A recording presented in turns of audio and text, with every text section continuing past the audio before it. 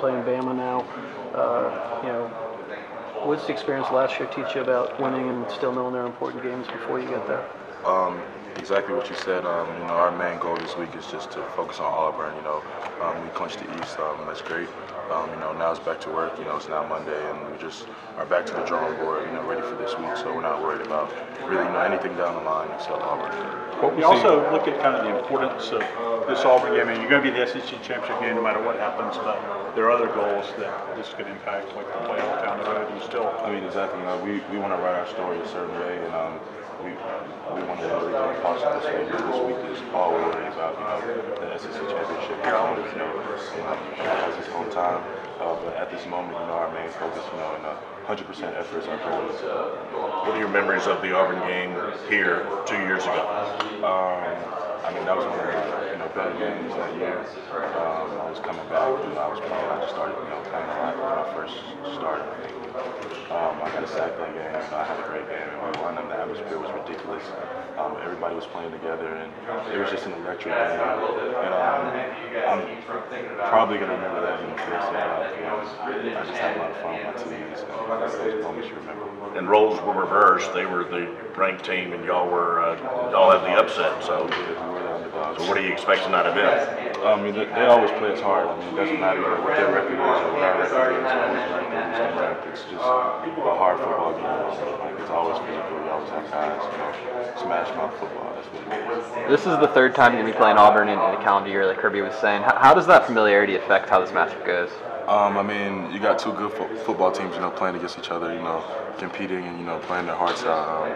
It's a physical game always, and it's one of my favorite games of the season. So, I'm looking forward to it, and I always am looking forward to a challenge. How often do you see Swift in practice make a guy look flat-footed and just, I guess they say break their ankles or whatever? At least, in the drills all the time. In team run all the time. He's just a dynamic athlete.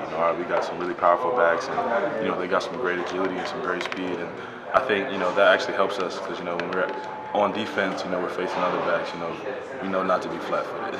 In the course of the season, how much other college football do you guys get to watch? It's actually crazy. You watch every game pretty much. Even if it's just flicking through channels, you just watch how teams, are operating together and, how people are flying to the ball. I'm a defense guy, so I always watch defenses and just to see the defensive line, doing their jobs and, teams that are winning and losing, I can tell they're not, holding a point of attack and stuff like that. I just use it to kind of better my play and stuff like that. So it's really just kind of like a learning curve for you, It's just like studying film or tape. Is it inevitable that a team that you're going to measure yourself against Alabama, since they are kind of a model? You wonder how do we match up with these guys?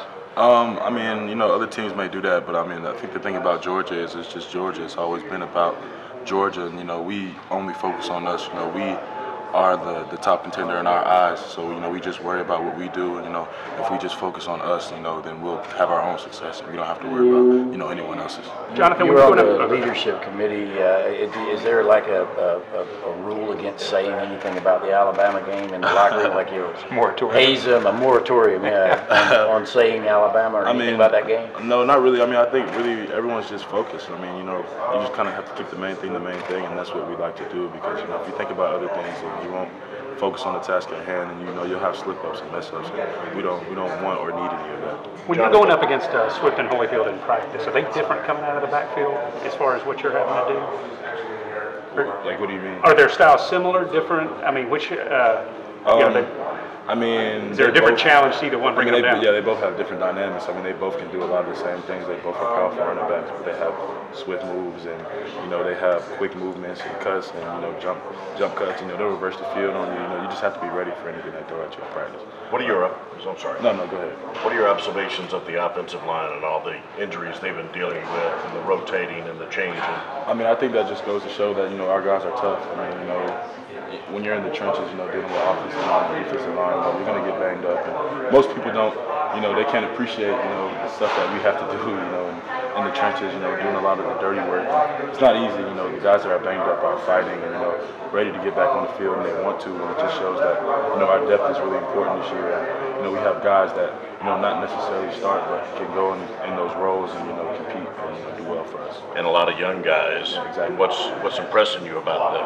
Is it surprising you? Not a surprise at all. I mean, we go against them. They give good scout teammates every day. We don't necessarily do good on good every day. Because you have to be able to get ready for Saturday. So we go against those younger guys who are developing. They're going against the ones every day.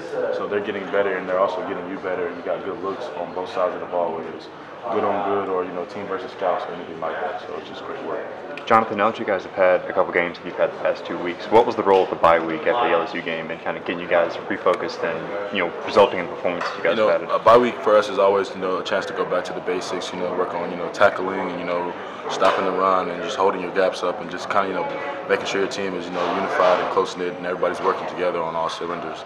That's what we did. We just came out. We had a physical week of practice. We fine-tuned some things. We worked on a bunch of different teams and a bunch of different aspects, but mainly just kept it on us. Have you had those moments